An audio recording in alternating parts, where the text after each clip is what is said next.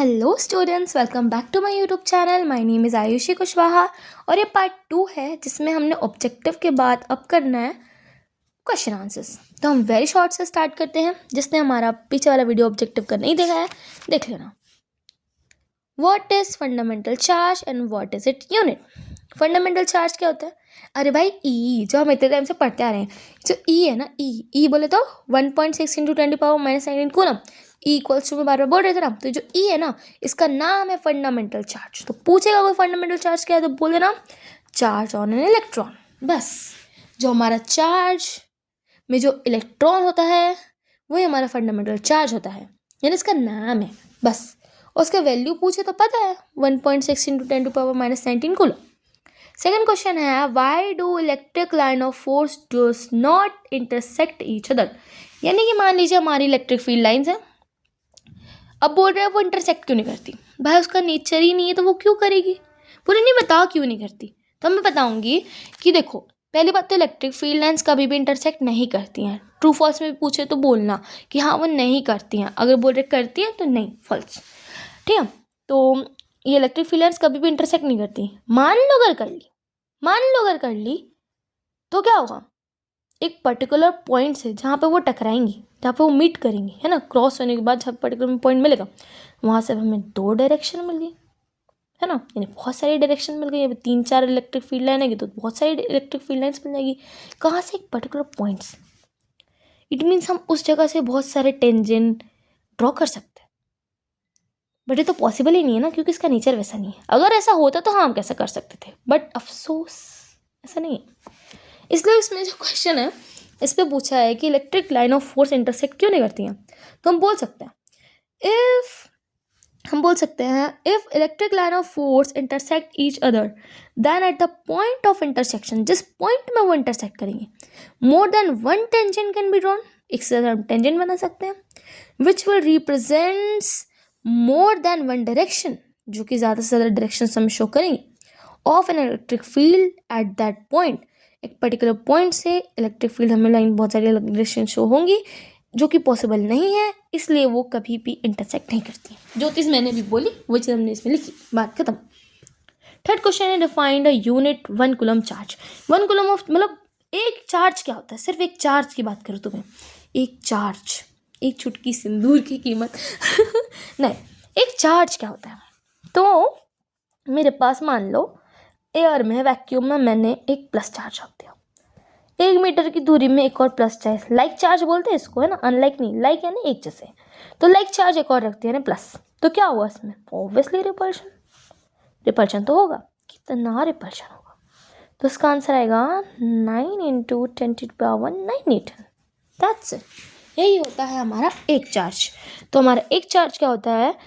The unit charge is a charge which when place in N air or a vacuum at a distance 1 meter from an equal and like charge, and equal उसके एकदम, जैसे अगर ये 10 kilo का तो ये भी 10 kilo का होगा, एग्जाम्पल दे रही हूँ। तो equal and like charge, like यानी सिमिलर चार्ज है, प्लस है तो प्लस, माइनस है तो माइनस, ठीक है।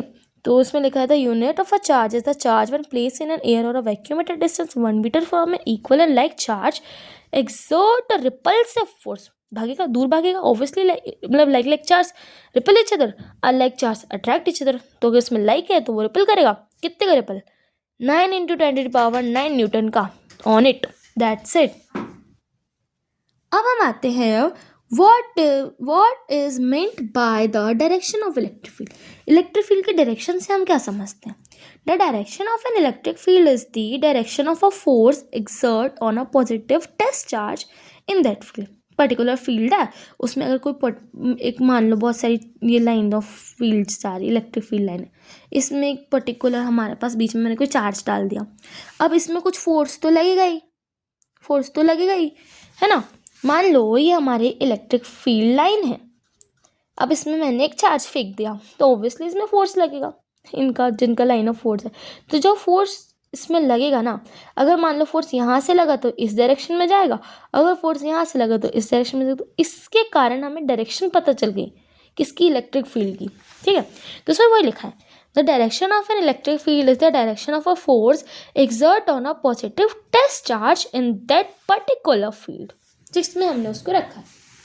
Now what is Gaussian surface? Gaussian surface क्या है? मान लो हमारे पास कोई भी एक इमेजिनरी सरफेस है, मैंने सर्कल ले लिया, या फिर मैंने मतलब क्लोज होना चाहिए, मैंने ऐसा अमीबा टाइप कुछ ले लिया। अब इसमें क्या होगा, हो सकता है प्लस चार्ज, मतलब बहुत सारे चार्जेस से इनक्लोज जो है ना घिरा हुआ, हो सकता है नहीं भी घिरा। और इसमें एक और कंडीशन है, हो सकता है ये किसी भी एक पर्टिकुलर पॉइंट चार्ज से पास नहीं हो रहा।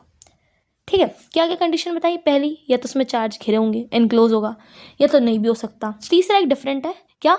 पॉइंट चार्ज से पास नहीं हो रहा, इसी को हम क्वेश्चन सरफेस बोल देते हैं। तो यहाँ पे लिखा है एनी इमेजिनरी क्लोज सरफेस, है ना, कुछ भी बना दो बस क्लोज होना चाहिए। मे और मे नॉट एनक्लोज्ड चार्ज, यानी चार्जेस से या तो घिरा है या तो नहीं, and does not pass through any point charge, और किसी भी पर्टिकुलर चार्ज से होके भी नहीं गुजरा, उसी को हम क्वेश्चन सरफेस बोल देते हैं।